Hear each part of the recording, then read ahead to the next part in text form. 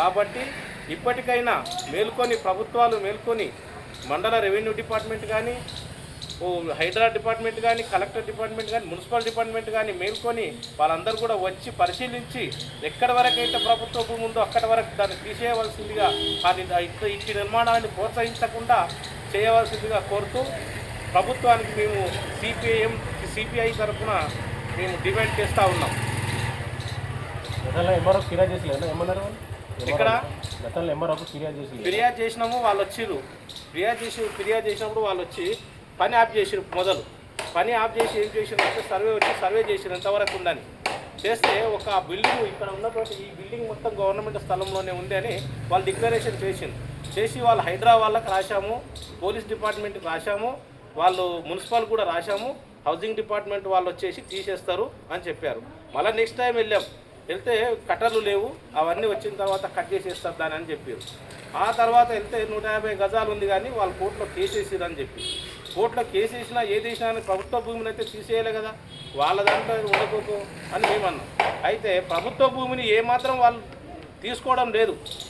దాని విధానం బట్టి మేము ఏం చేసినామనంటే సీఎం క్యాంప్ ఆఫీస్లో ఇవ్వడం జరిగింది. అక్కడ ఇచ్చినాం, ప్లస్ హైడ్రా కూడా ఇచ్చినాం. హైడ్రా వాళ్ళకి ఇస్తే హైడ్రా వాళ్ళు మేము ఎంకరేజ్ చేస్తామన్నది ఇప్పటి వరకు ఏం సపోర్ట్ లేదు, ఏం లేదు. ఎక్కడైతే పేదవాళ్ళు నిర్మించుకొని ఏదో పొట్ట తిప్పలకు హైదరాబాద్కు వచ్చి బతకడానికి వచ్చినటువంటి వాళ్ళు చిన్న గుడిసె వేసుకుంటే హైదరాబాద్ బుల్డోజర్లు పెట్టి తొక్కిచ్చి తీసేస్తూ ఉన్నారు. కానీ ఇటువంటి బడాబాబులు మాత్రం కదిలియలేకపోతున్నారు.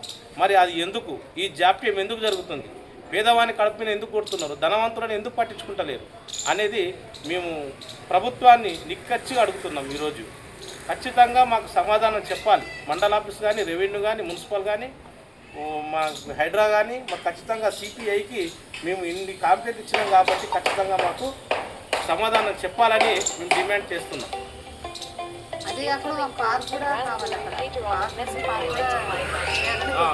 ఇంకోటి మున్సిపల్ కమిషనర్ గారే చెప్పారు, ఇక్కడ పార్క్ ఉంది ఫేజ్ 3 ఇంద్రమ్మ కాలనీ ఫేజ్ 3కి అక్కడ పార్క్ ఉంది, ఆ పార్క్ని ఫినిషింగ్ చేసేసి క్లీన్గా చేసి నీట్గా చేస్తామని అన్నారు.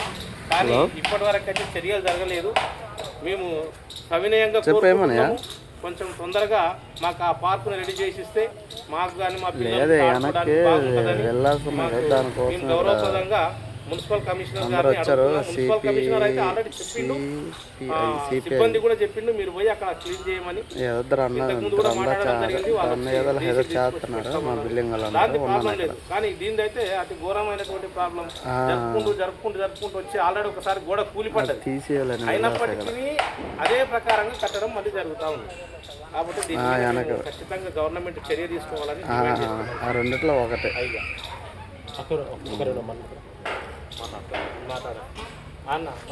ఏం చేస్తారో తర్వాత మీరు ఒకసారి మాట్లాడతారు.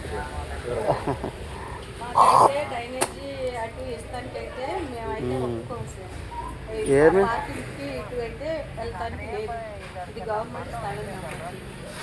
ఇప్పుడు రాను కాదు, సాయంత్రమే.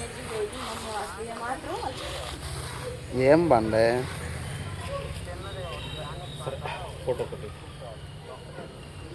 అవును కరెక్టే, కానీ ఎంతసేపు అవుద్ది అంటే గంట అయితే